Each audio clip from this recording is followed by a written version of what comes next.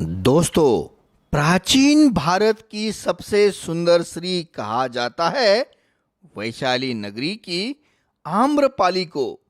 लगभग 2500 साल पहले रहे इस सुंदरी का उल्लेख हमें जैन तथा बुद्ध साहित्य में मिलता है। इन साहित्यों में आम्रपाली के सौंदर्य के साथ ही उसका साहस, बुद्धिमत्ता, नृत्य कौशल्य, त्याग का वर्णन विस्तृत रूप से लिखा हुआ मिलता है। अपने इन अलौकिक गुणों के कारण आम्रपाली आज भी एक दंत कथा का रूप लेकर कई सारे साहित्यिक और कलाकारों को लुभाती है। आम्रपाली का समय ईसा पूर्व 500 से लेकर 600 साल का रहा होगा और वह भगवान बुद्ध की समकालीन थी। आम्रपाली का जन्म लिच्छवी गणराज्य की राजधानी वैशाली शहर में हुआ था। उस समय भारत में ग्रीकों की तरह ही गणराज्य पद्धति अस्तित्व में थी। वाज्जी गणराज्य 8 अलग अलग छोटे छोटे राज्यों का समूह था जो लोकतंत्र की पद्धति पर विश्वास रखता था। महानामा नाम का एक लिच्छवी सरदार था जिसे एक राजनर्तकी से प्यार हो गया था और उसने उस राजनर्तकी के साथ विवाह कर लिया था और उन दोनों की जो संतान हुई उसे आम्रपाली ऐसा नाम दिया गया था। कथा कुछ इस तरह से बताई जाती है कि वैशाली राज्य के शाही आमों के बगीचे में आम्रपाली की माता जो राजनर्तिका थी उसने आम्रपाली को जन्म दिया था। उस समय पर आम के पेड़ों पर नई कोमल पत्तियां उग आई थी। वह वसंत का ऋतु था, यानी अक्टूबर नवंबर का महीना था।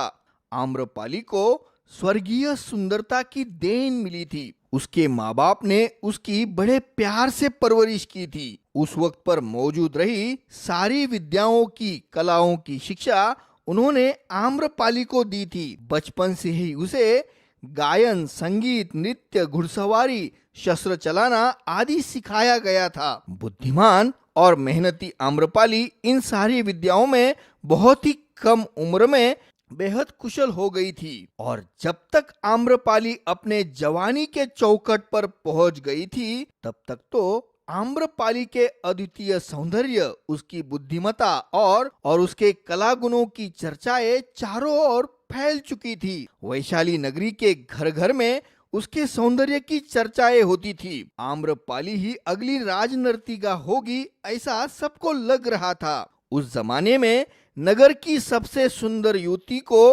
राजनर्तिका और नगरवधु बनाने की प्रथा थी ताकि उसके सौंदर्य का आस्वाद नगर के धनी, सरदार और राज परिवार के लोग ले सके। लेकिन खुद आम्रपाली के माँ बाप की यह इच्छा थी कि वह राजनर्तिका या फिर नगरवधु ना बने, एक सामान्य स्त्री की तरह ही शादी कर कर अपना जीवन आम्रपाली व्यतीत करे।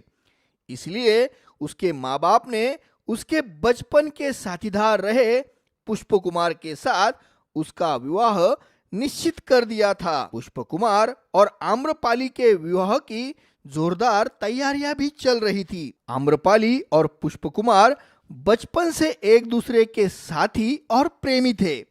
आम्रपाली और पुष्प कुमार अब खुशियों से झूम रहे थे। तभी इसी दौरान लिच्छवी राज्य के राजकुमार मनुदेव की नजर आम्रपाली पर पड़ी। आम्रपाली का स्वर्गीय सौंदर्य देखकर राजकुमार मनुदेव मानो पागल सा हो गया। किसी भी हालत में, किसी भी कीमत पर आम्रपाली को हासिल करने का उसने निर्णय ले लिया और जिस दिन आम्रपाली का विवाह पुष्प कुमार से होना था उससे ठीक एक रात पहले उसने पुष्प कुमार की हत्या करवाई। आम्रपाली पर मानो दुख का बड़ा पहाड़ टूट गया था।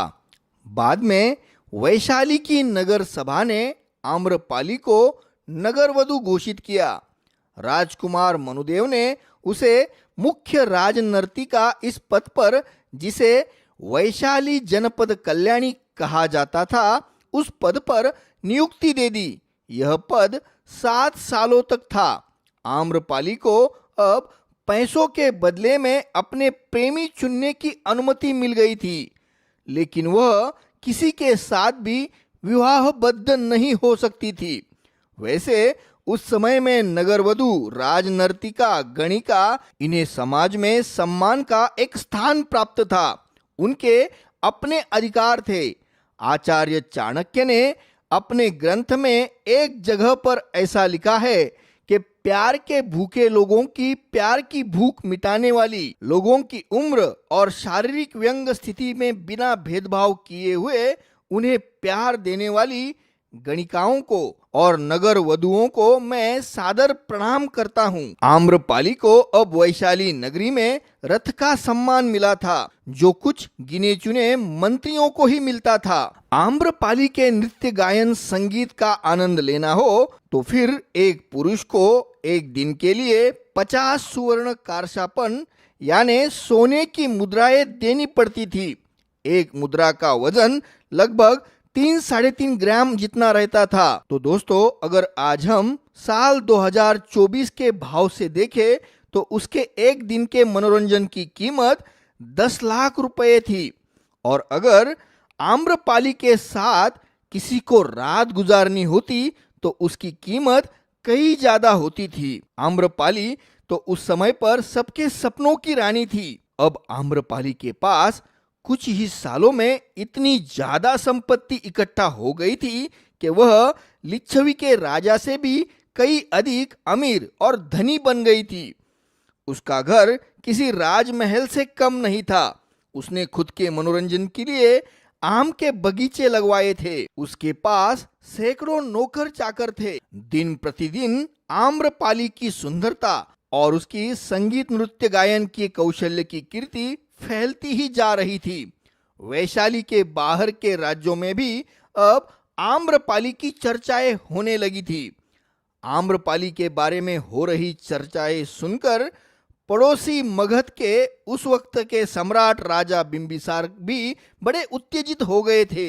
आम्रपाली को पाने की लालसा उसके मन में जग चुकी थी और उस ख्याल से उसकी नींद ही उड़ गई थी। वैसे मगध का राज्य वैशाली से बड़ा और शक्तिशाली था। मगध के राजा बिंबिसार ने वैशाली के राजा को आम्रपाली को उसे सौंप देने का प्रस्ताव रखा, लेकिन वैशाली के राजा ने कहा कि आम्रपाली उसके नगर की शान है, हमारा अभिमान है।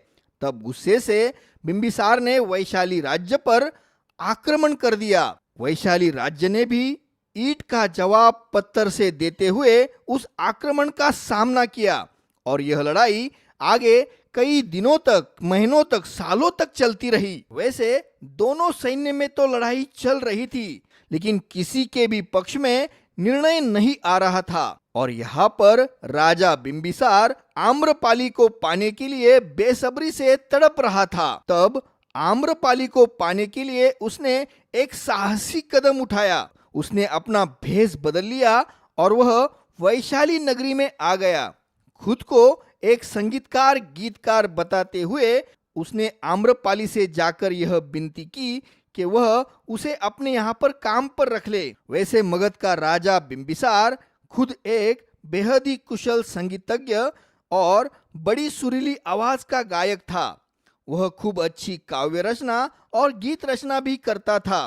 राजा बिंबिसार देखने में स्वरूपवान था और उसका व्यक्तित्व भी बड़ा आकर्षक था। तो फिर आम्रपाली ने उसे अपने यहाँ पर नौकरी पर रख लिया। धीरे धीरे आम्रपाली राजा बिंबिसार के व्यक्तित्व पर और उसके कला कौशल्य पर मोहित हो गई। दोनों में प्यार उत्पन्न हुआ और दोनों को एक पुत्र की भी प्राप्ति हो गई, जिसका नाम विमल कोंडन्ना रखा गया था। लेकिन दोस्तों, इस समय पर आश्चर्य की बात तो यह थी कि मगध की सेना और वैशाली की सेना आम्रपाली को लेकर उसे अपने अभिमान का विषय बनाकर एक दूसरे से अभी भी लड़ रही थी। फिर एक दिन आम्रपाली के सामने राजा बिंबिसार ने अपना असली रूप प्रकट किया। जब आम्रपाली को उसके प्रेमी का असली रूप पता चला तो वह हैरान हो गई। आम्रपाली ने राजा बिंबिसार को कई दिनों तक चल रहे वैशाली और मगध के नुकसानदायी युद्ध को रोकने की विनती की।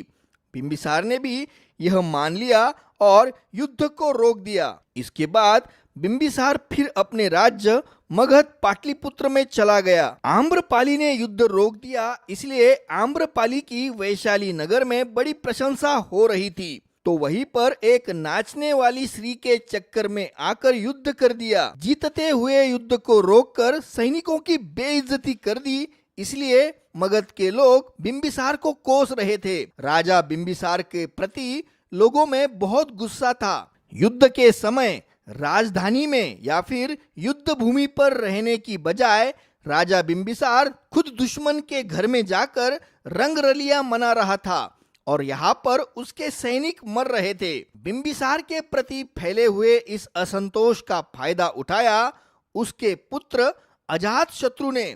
उसने बगावत कर अपने पिता को गिरफ्तार कर लिया और कारागृह में उसके हाथों पैरों में बेड़िया जकड़कर डाल दिया। अजातशत्रु के पिता ने वैशाली से समझौता कर मगध का अपमान किया है, ऐसा अजातशत्रु का मानना था।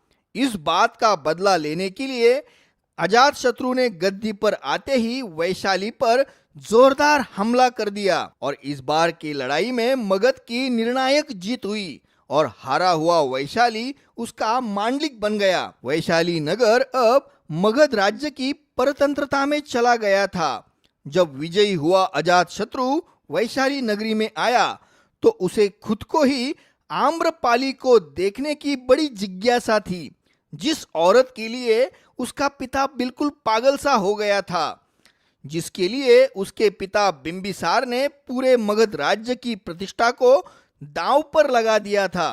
वह औरत दिखने में कैसी है, यह जानने की उत्सुकता खुद अजातशत्रु को भी थी। जब अजातशत्रु ने अपनी आंखों से आम्रपाली को देखा तो उसे खुद की आंखों पर यकीन ही नहीं हो रहा था। आम्रपाली के स्वर्गीय सौंदर्य को देखकर वह मंत्रमुग्ध हो गया था और फिर अजातशत्रु ने खुद आगे बढ़कर आम्रपाली के सामने अपने प्रेम का प्रस्ताव रख दिया। आम्रपाली ने भी अजातशत्रु के इस प्रेम के प्रस्ताव को स्वीकार कर लिया। अब अजातशत्रु और आम्रपाली की प्रेम कहानी रंग लाने लगी। आम्रपाली से मिलने के लिए अजातशत्रु अब पाटलिपुत्र से वैशाली नगरी में समय समय पर आकर रुकने लगा था।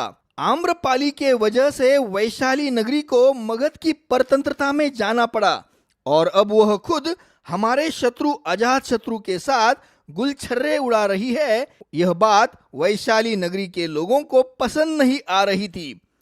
वैशाली नगरी के नगरवासी अब आम्रपाली का तिरस्कार करने लगे थे, क्योंकि मगध की परतंत्रता में होने के कारण उन पर कई सारे लगान, कई सारे टैक्सेस लगा दिए गए थे। और एक दिन वैशाली नगर के लोगों ने अजातशत्रु के विरोध में एक बड़ी बगावत की और इसी बगावत के अंतर्गत उन्होंने आम्रपाली को कैद कर लिया। आम्रपाली को बेड़ियों में जकड़कर वैशाली नगरी के कारागृह में डाल दिया गया। जब अजातशत्रु को इस बात का पता चला तो वह गुस्से से आग बबूला हो गया। तुरंत एक विशाल सेना लेकर अजातशत्रु फुर्ती से वैशाली पर टूट पड़ा। जब तक आम्रपाली नहीं मिलेगी तब तक वैशाली के हर एक व्यक्ति को काट डालने का और वैशाली नगरी के हर एक घर को जला डालने का आदेश अजातशत्रु ने दे दिया था। पूरे वैशाली नगरी में हाहाकार मच गया था। वैशाली नगरी के हजारों लोग या तो जलकर या फिर मगध के सैनिकों के हाथों कटकर मर गए थे। जब कारागृह में कैद आम्रपाली को मगध के सैनिकों ने छुड़ाया तब आम्रपाली की विनती पर अजातशत्रु ने अपना वैशाली का नरसंहार रोक दिया। लेकिन तब तक वैशाली नगरी के लगभग 95% नागरिक, जो कि हजारों की संख्या में थे, मार दिए गए थे। पूरा वैशाली नगर अब राख की ढेर में तब्दील हो गया था। इस घटना के बाद आम्रपाली बड़ी उदास रहने लगी थी। खुद को हजारों लोगों की मौत का जिम्मेदार मानकर कोसने लगी थी। इस घटना के बाद आम्रपाली अजातशत्रु से भी एक दूरी बनाकर रहने लगी थी। उसका अशांत मन उसे पश्चाताप और दुख की अग्नि में जला रहा था और ऐसे ही और कई सारे साल बीत गए और तभी एक दिन भगवान बुद्ध का अपनी अंतिम समय में वैशाली नगरी में आगमन हुआ।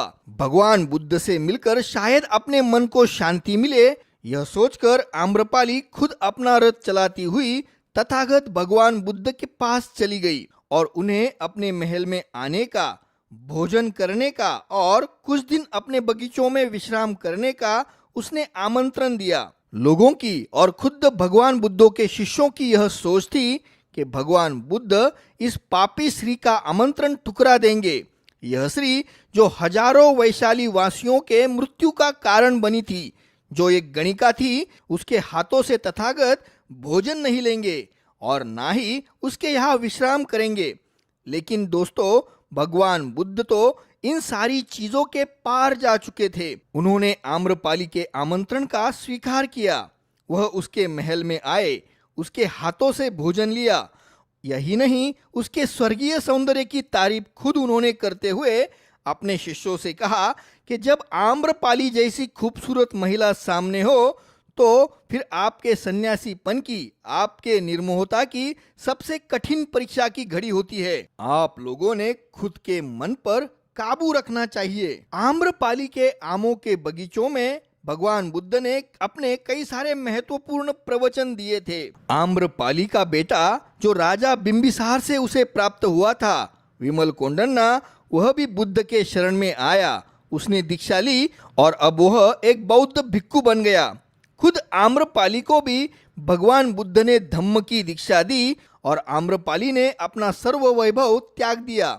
वह एक सादी भिक्खुनी बन गई थी। जब अजात शत्रु को इस बात का पता चला तो वह भी भगवान बुद्ध की तरफ आकर्षित हो गया और उसने भी भगवान बुद्ध के विचारों को अंगीकार करने की कोशिश की थी।